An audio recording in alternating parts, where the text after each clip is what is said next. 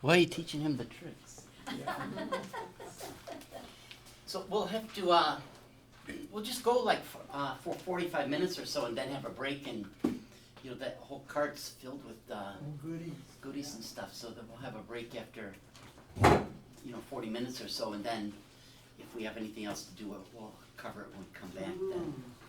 All right, so maybe like 7:15 at the latest, we'll take a break. Okay.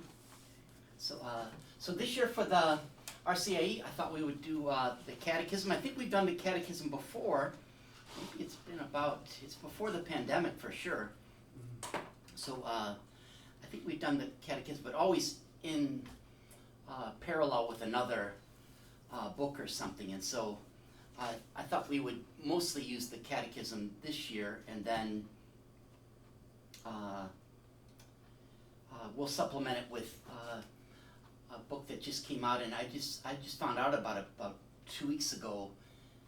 Sophia Press has a book by Bishop Athanasius that's it's his Catechism on the Creed that he wrote for his diocese, and it comes with it's the regular volume itself, but then it comes with a workbook, so it's really perfect for something like RCIA or CCD if you want to teach the kids about the Creed. And so since that's supposed to be the main part of RCIA anyways, is the Creed, then we'll, as soon as those books come in, then I'll pass those out as well. So, Pope John Paul the Great, the saint now, he said that the Catechism was like a sure norm for teaching the faith. I think that's the quote that they even put on,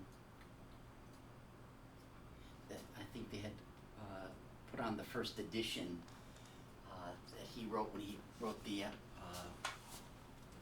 apostolic, I don't think it was an apostolic letter, apostolic constitution when he launched it. I think that's what he called it, a sure norm for teaching the Catholic faith. So that's what we'll use to go over our faith, and it's divided, if you have your handout there, it's divided into 4 main parts. They're called pillars. So 4 pillars of the faith, and then Pope John Paul, he's into the music and everything, so he called it the 4 movements of a great symphony. I don't know, I'm ignorant, so maybe operas and symphonies come in 4 parts. I don't know. A football game does, I know. So whatever the 4 quarters of a football game are, that's how the Catholic Church is then too. So the first part is the Creed, the second part is the sacraments, and then the commandments and the Our Father is the 4th part. So I wanted to use the latest version. So there's been 3 versions of the Catechism that have come out. The first one, it had a brown cover, and that was when it first came out in the early 90s, like 92. I think it had originally been written in French, so that was the original language that the Catechism was written in French. And so that version that we had in the United States, the TAN book, the TAN Catechism, that was the English translation from the French. So because the official language of the Church is Latin, they had to translate the French into Latin to get the Holy Father to approve it.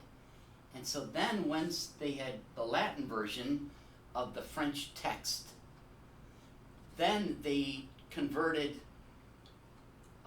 the Latin into English. And that's how this was born, the green version. So the brown version is the English translation of the French. The green is the English translation of the Latin. So this is the official thing. Does it change too much? Well, it's like the Latin language, no one uses it anymore, so it's dead. If it's an active language, it's always changing. And that's what makes the English language so versatile, is that hundreds of words are created, or the meaning of English words changes every year. And so that's because we're using the language, right? And so, just like an example, like when I was in college, you know, the rage was to say that, you know, such and such a person was the bomb. You know, what's the definition of bomb? It's like, you know, you think of a nuclear bomb or something like that, or the old cartoon where there's a black bomb with a fuse on it and it's lit and then it goes bang, and you know, all the cartoon characters got the soot on their face then. You know, that's the definition of bomb. But then all of a sudden, bomb became like the most hip thing, or the most popular, or the most outrageous item was the bomb. So see that the language is always changing. It's adapting to the people that are using it, and they're changing the meaning of words. You know, just like I remember still when I was at Cyril at the pharmaceutical company, I was coming to, I had just done a purification on this one woman chemist compound, Ann Hallinan was her name, and she was saying, oh, I hate that. How that gay used to be one of my favorite words, and now they've ruined it. You know, it has a different connotation now. I'm like, what the heck am I walking into here? What kind of conversation is this? But just that, you know, that word gay used to mean just happy, and now it has a different sense of what it, when you use that word. So French is like that too. It's a dynamic language. It's currently being used. It's changing. The Latin, it's not going to change. The definition of a word has been set up, and it's been that way for the last 2,000 years, and it's going to be that way for the next 2,000 years. So that Catechism, this green version, is going to be different. That translation into English is going to be different than that brown version where it was from the French language. Okay. Now, since Pope Francis has come along, now we have the blue version of the Catechism, and so that's what I wanted all of you to get. Instead of this, when I call Wheaton Religion, it says, send me over 10 catechisms. I'm doing my RCIA. Sure, we'll send them right over. Well, they sent the adult catechism. That's the version you have in front of you. So it's okay, but it's more like a synopsis, and it's built for older Catholics, more mature Catholics, mostly in a sense. It is for single people, but it's really for married people. So this catechism, most, 80% of persons are supposed to be married, right? 10% are supposed to be single, 80% are supposed to be married, 10% are supposed to be religious. That's the way God set it up. Don't talk to me about it. I didn't come up with the idea. It's God's idea. So this adult catechism, it's written with the married vocation in mind. Does that mean a single person can't read it or a priest can't read it? Of course not. You know, it's the universe. The catechism is supposed to be for all Catholics. It's what we believe. It's what we practice. It's what we live. It's how we talk to God. That's our Catholicism. So Catholicism is, if you go through those pillars, the creed is what the church believes. The sacraments are how the church celebrates what she believes. The Mass, the sacraments themselves. The commandments are how the church lives her life. You know, we get our morality from the commandments. And the Our Father, how the church prays, how she talks to God, right? And so the catechism is how what a Catholic is supposed to believe, then how they're supposed to take that belief and celebrate that belief in the way that they live their life, both in how they practice their Catholicism and how they live their day-to-day life. So your life in church and out of church comes from the sacraments and the commandments. And then how you talk to God and thank God for creating you, giving you life, and the gift of eternal life. You know, that's what the catechism is based on then, okay? So we'll have, we'll reference this since we got it, but, you know, keep it on your shelf, you know. So, you know, are we going to read through this and this? I don't think so. You know, we have our Tuesday nights, you know, left in us to do with that. But so we'll use this version of the catechism, and then when I get more, so I just had 4 over at the rectory. So we'll use these for now, and then I'm good with this. If you want. okay, and then and I'll get everybody a copy of the blue ones too. Okay. Okay. So we'll get more of those. Is there a big difference between the blue and the green? Not much. It's very little. It's kind of a shame, but we'll talk about that later. So the Catechism, it consists of 2,865 paragraphs. So if you just open up your Catechism, you can see every paragraph is numbered. So that makes an easy reference then. And here's the green one. Yeah, that's fine. So,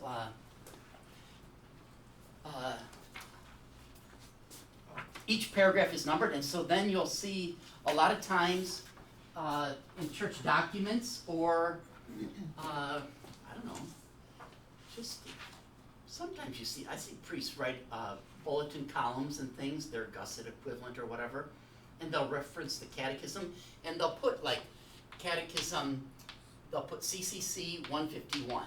That means it's paragraph 151 in the catechism. So how many paragraphs are there? 2,865, huh? So each one's labeled, and that's just how the church has always done things. When she writes an apostolic letter, Pope Francis promulgates a letter from Rome, or the Vatican II documents. If we looked at them, each document, they number the paragraphs. So they start with paragraph number 1, then they have a little blob in there, and then paragraph number 2, and each paragraph is listed. So go to the back of your catechism. For somebody that didn't get one, there's a stack of them here. I think Everybody each of us got got green? one. Yeah. Okay. Let's see. Okay. So in the back is the indices, where it lists all the citations and things. If you got the green one, go to page 726 in the back, and let me see what it would be for the blue one. See, that's the tan one. Yep, it's probably the same. Because I say there's very little difference. You know, it's almost a shame that they had to print out. Yeah, go to page 726. See it in the back? So, you see, let's see, Gaudium et Spes. So that's a Vatican II document. You see that in the second column.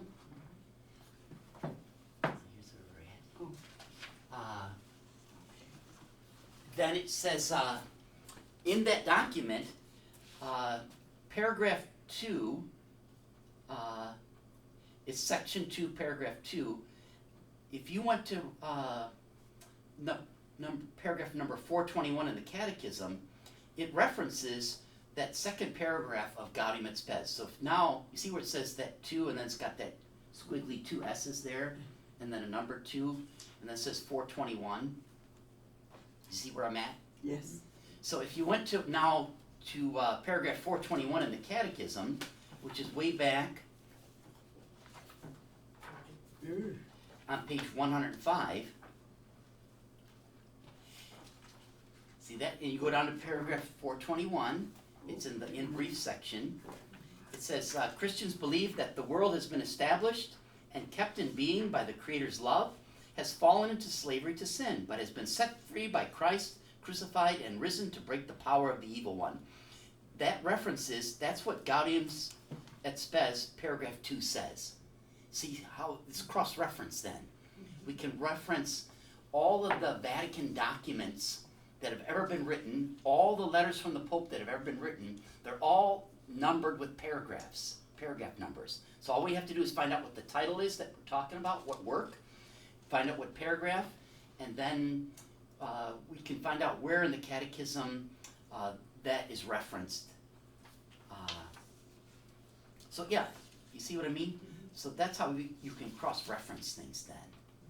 So there's indices in the catechisms, there's scriptural citations. So if you stay on that page 104 in your catechism, just go to page 104 and you go to the very bottom.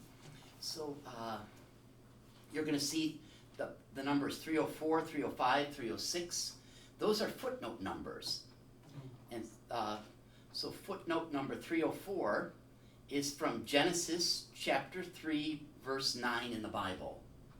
So we can reference then in the catechism, whether it's a scriptural citation, whether it comes from the Bible, whether it comes from a document from an ecumenical council, whether it comes from a synod, whether it's a letter from the Pope, whether it's from canon law, that in the footnotes will tell us that. Okay?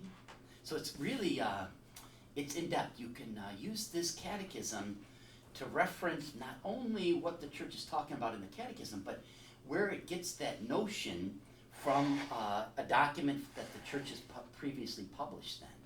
Okay? One way to look at the catechism is that what I heard and I saw, now I understand and I live. So that's that little quote that's on your handout then. What I heard and saw, now I understand and I live. And so remember there's the Ethiopian eunuch that's going down from Jerusalem, and he's reading in his carriage, he's reading a letter from the prophet Isaiah, and Philip comes up to him and says, "Do you understand what you're reading?" And he says, "Of course I don't understand. I don't, unless I have somebody to tell me, I don't know what I'm reading.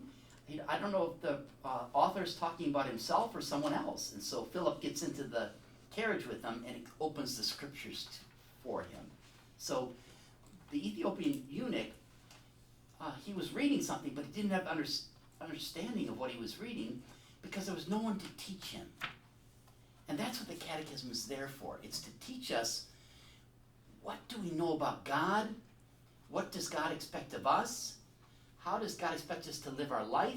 And how can we have a fruitful relationship with God? How are we going to do all those things unless someone teaches us? Well, the catechism is going to teach us that.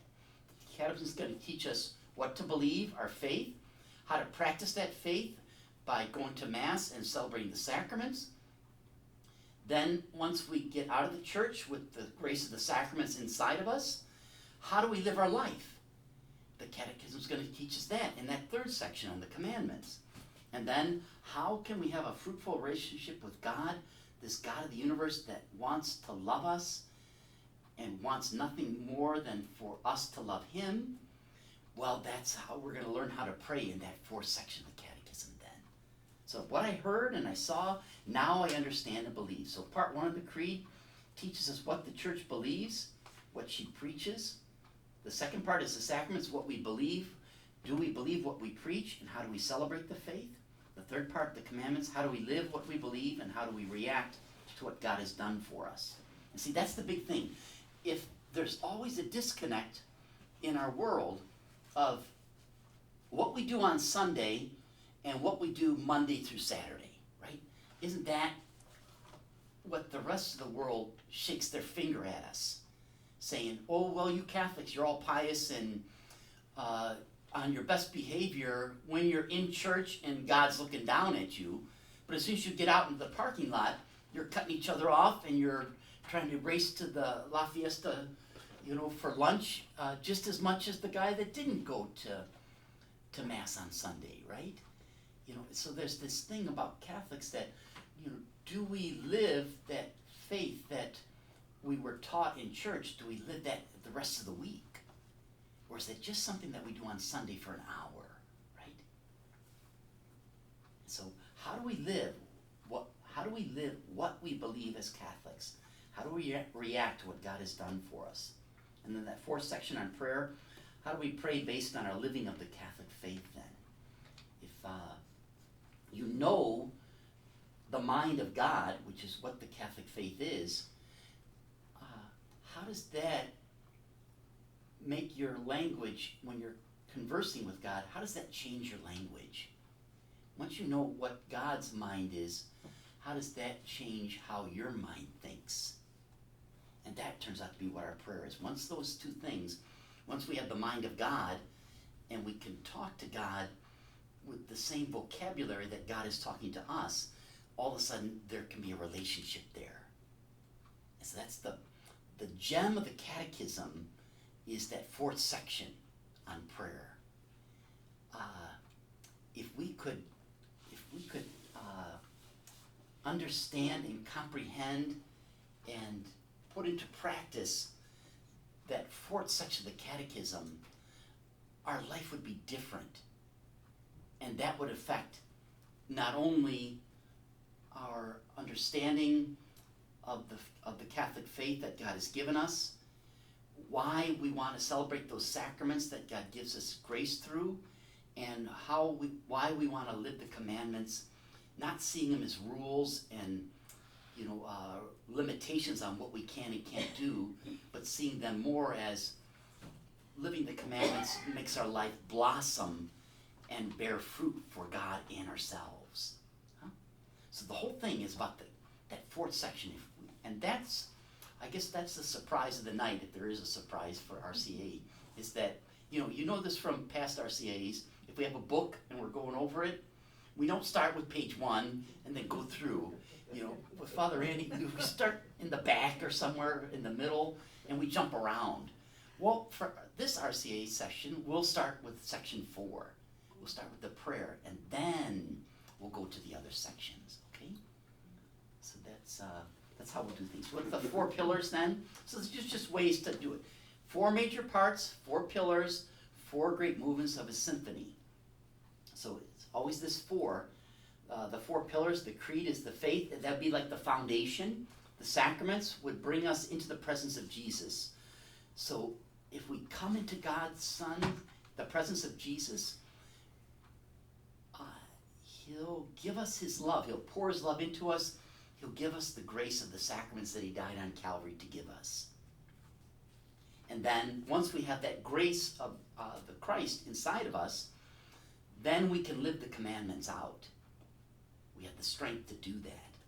And then the Our Father, the prayer that brings us to the Father. The Catechism orients us to the Trinity and our home. The Catechism makes us want to live in the Father's house. So go to the parable of the prodigal son. Neither son, the younger or the older, the prodigal son or the son that stays at home, neither one of them wants to live in God's house, or in the Father's house, right? So the younger son runs away from home, takes his inheritance and lives a different life in somebody else's house. And the older son stays at home, but when his younger brother comes home, he won't go into the house anymore, right? So neither son wants to live in the Father's house. The Father's house is heaven. And that's what God wants for us. He wants us to live in this mansion that He's built specifically for us. And we don't want to do it. For one reason or another. And the reasons can be as different as the prodigal son versus the older brother. And everything in between. But the problem with man is we don't want to live in the house that God built for us. And that's the irony. That God didn't build a house for any of the animals. He lets them run around. They crawl through the earth, the creepy crawly things. They swim in the sea. They fly in the air. They look for dens of their own. He doesn't make a den for the fox. He doesn't build the nest for the bird. The water's just there, and the fish have to live where the water is. And the creepy crawly things, they're just in the dirt, making holes and stuff. Worms just running around eating dirt. He has to make his own house or whatever. Like termites, let's go with termites. Like they build their own house, right? A termite mound or whatever. But our house, it's already built for us. And God didn't build a house for the angels either. They're not physical. They're just pure spirit. So there was nothing to build for them. But we are a physical creature, and God built a house for us. And He's inviting us to come live with Him forever. And we don't want to do it. And that's the irony. So, that one way they talked about the catechism, it's like one of my first catechism teachers, Father Virtue, who was a priest in the Rockford Diocese for a while. He said that this book is supposed to introduce you to Jesus Christ, that if all of a sudden the second person of the Trinity walked through that door, you would know everything about him because you had gone through the catechism. You would know that Jesus has the mind of the Father, what the faith is. You would know why the Father sent the Son to earth to give us the sacraments, why he died on the Calvary for us, to give us those sacraments and to give us grace. You would know what the best way to live our life is, that Jesus has taught us the commandments and how to live a holy life to be in the Father's house. And we would know Jesus teaches us how to talk to his dad, because the Son and the Father, they're always talking to each other. They never stop. The Father keeps saying to his Son, I love you. The Son keeps saying back to his dad, I love you back, Dad. And they never stop expressing their love for each other. And that's why Jesus came. Get us to use the same vocabulary as he does when he talks to his Father. So what did the 12 ask for? Jesus, teach us to pray, like John taught his apostles to pray. How are we supposed to talk to God? When you talk to God, say this. And Jesus gives us the Our Father prayer. But to call God Father. So there's a theme in the Catechism. It's the theme of the Sacred Heart of Jesus. Man falls into sin. Man falls, and yet God does not turn his back. The Almighty is compassionate. So here's Adam walking around, and then he falls into a pit. That's sin. And instead of, like God did with the angels, when Satan fell into a pit, proverbially, and he sinned, God just watched him fall. And he fell from heaven all the way down to hell. And God didn't lift a finger to prevent that fall, or once he had fallen as far as he could, didn't do anything to bring him back. But Adam falls, and God bends over backwards to get him out of the pit. Sends the Son, Jesus, to draw him out. Right? So that's the thing. I remember one of my favorite Godzilla movies Godzilla was versus these two other monsters. One of them looked like a rhinoceros, but it stood up on two legs. But it had this horn in the front of its face, and I can't remember what the other thing looked like. Just as hideous. But bless you. But there was this little man, like a little robot, and all of a sudden he grew like 100 times bigger than what he was, and so he was the size of Godzilla. But these other two, so it was like a tag team wrestling match between Godzilla and this little robot guy and these other two monsters. And the two monsters, they got this robot guy caught into a hole. He was like in some pit and he couldn't get out. And so what did Godzilla do? He went over and grabbed him by under the arms and was pulling him out of the hole. And as he's pulling him out, the other two monsters were, fighting Godzilla. They're kicking him in the butt and stuff like that. But Godzilla was so focused on getting that guy out of the hole, he went through the torture of the other two monsters. That's like God. God sends his Son to get us out of the pit. And in the process, the Son has to go through all of the sinfulness and the painfulness of the sins that humankind has caused, and that Satan releases all of that onto the Christ Son, so that he winds up dying on the cross. But Jesus gives up his life to save our life. Just like Godzilla was going to give up his life to get that guy out of the hole. And he took the punishment of the other two monsters while he was doing it. That's kind of like the image that you have to have, that we've fallen into a pit, and God the Father has sent his Son to get us out of the pit. And then the beautiful thing about Mary is that, here was the pit, and Mary's walking along. This is Mary, she's got a dress.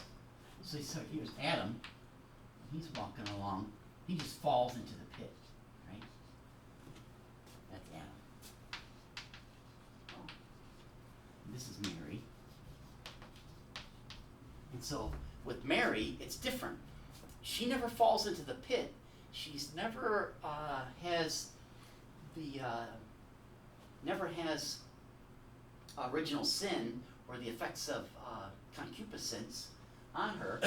By prevenient grace, when Mary's walking along, God used the grace of Calvary, God the Father used the grace of his Son dying on Calvary to put a board over the hole so that when Mary's walking along, she doesn't fall in.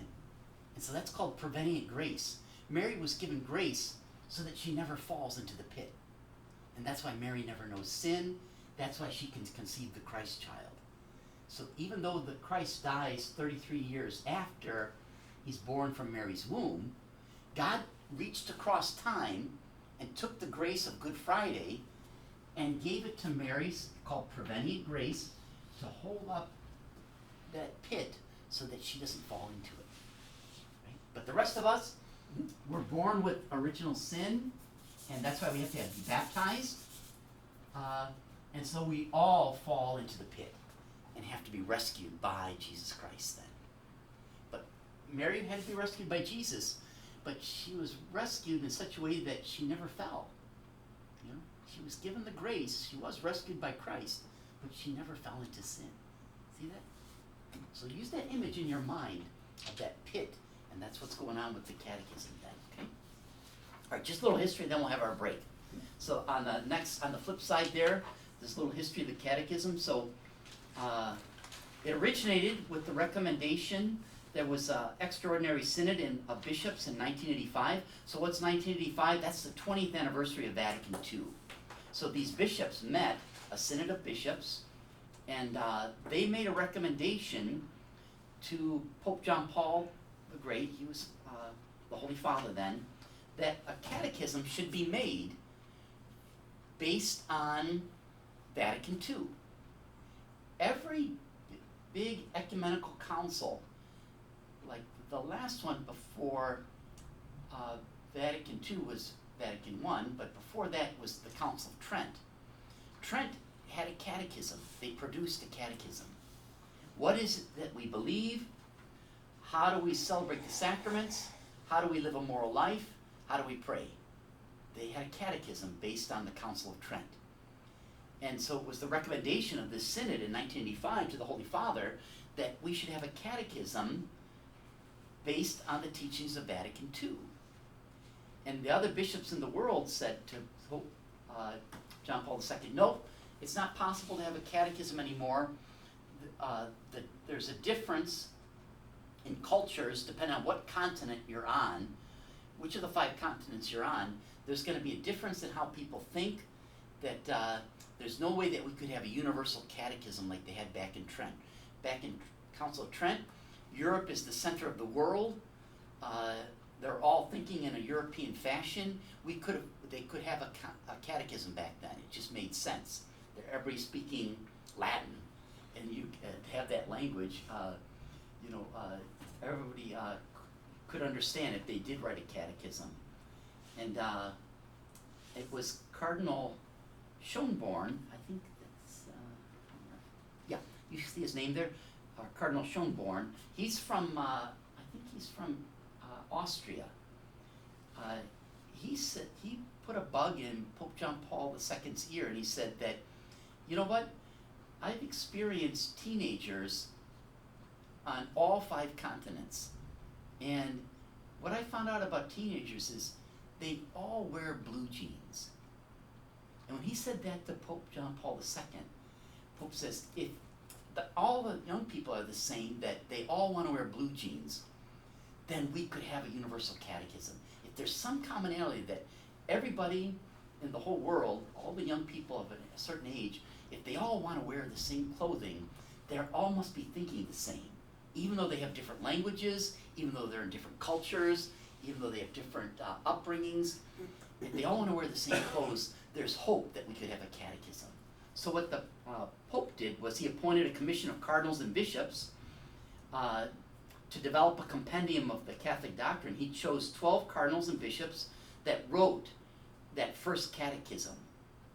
And then there was a subcommittee of 7 diocesan bishops plus Cardinal Schönborn, that one that came up with that quote where all teenagers wear blue jeans. He put him as the secretary, and so in 1989 the commission sent the text to all the bishops of the world, that first version of, it hadn't been this yet, but it's like the precursor to this, the brown version. And the bishops of the world, they consulted, and they wound up sending back over 25,000 corrections to that first document. And the commission took into account all of the amendments that were suggested by the bishops, and in 1981 then, they prepared the text for the Holy Father's official approval. And on June 25th, 1992, Pope John Paul II officially approved the definitive version of the Catechism of the Catholic Church, and then he gave it a blessing that expressed our Catholic faith, and promulgated it on December 8th, the Immaculate Conception date. On December 8th in 1992, the Pope promulgated it to the four corners of the earth, the five continents then. And that's how that first version that was written in French, and that we have the English translation from the brown version, that's how it went out to the world then. So that's a little history of the Catechism. It's a product of Vatican II. The world didn't think that we could have catechisms anymore because we're such different-minded people on the different countries and things, but because of Cardinal Schönborn, the Pope decided to force the issue, and this is the product that's come out then. Right. Let's have our break, and then we'll just touch really brief on that. We'll go to that fourth section, touch on prayer then.